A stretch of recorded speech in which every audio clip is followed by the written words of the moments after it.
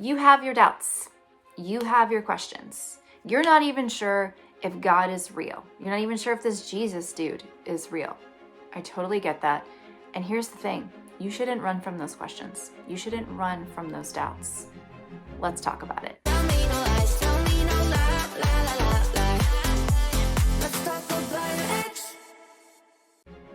Depending on what kind of church you have grown up in or what kind of Christian home you have grown up in, to disagree or to question is the same as disrespecting.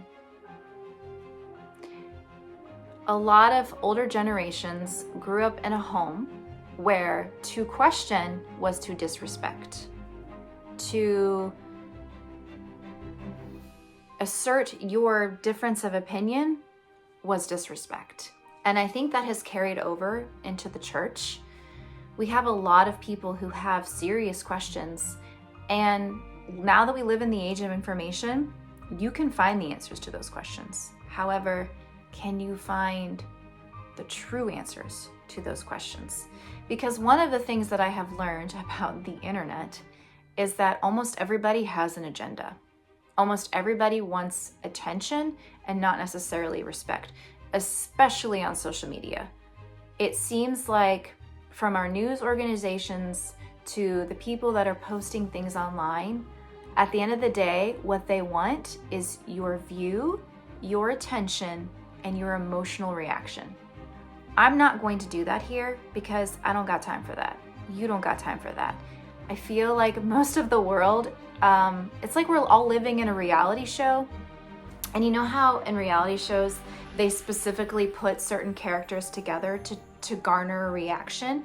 I feel like that's what social media has become. I feel like that's what our news organizations have come. They are purposefully putting things and stating things in such a way that you will respond to it emotionally.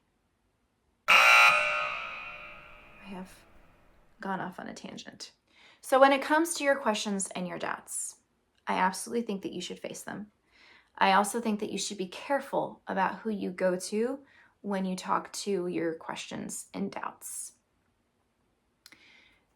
First of all, I think you should take your questions and doubts to God.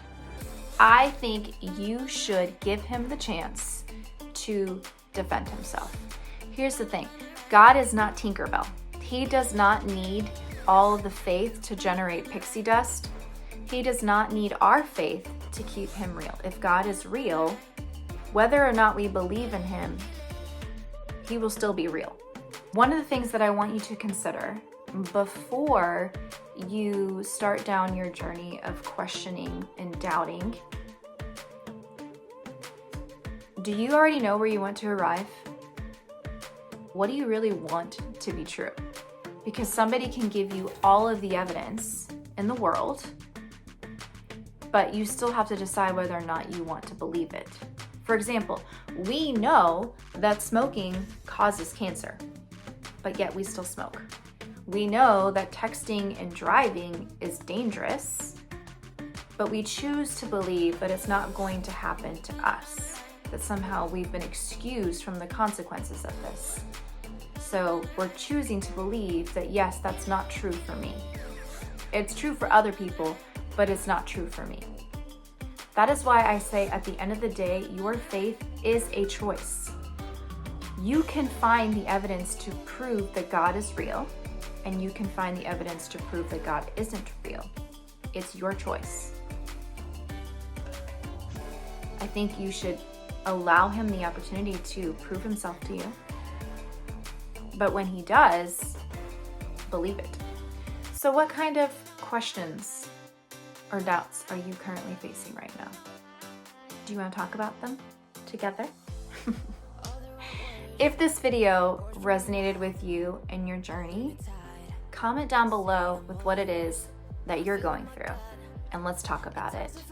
And subscribe so that you can stay updated together, so we can continue to stay in touch. We can continue to work through these problems together, because you're not alone and you don't have to face this alone. Thanks for watching, and as always, like, share, and subscribe so that we can continue to grow our community together. Okay? See you later. Bye.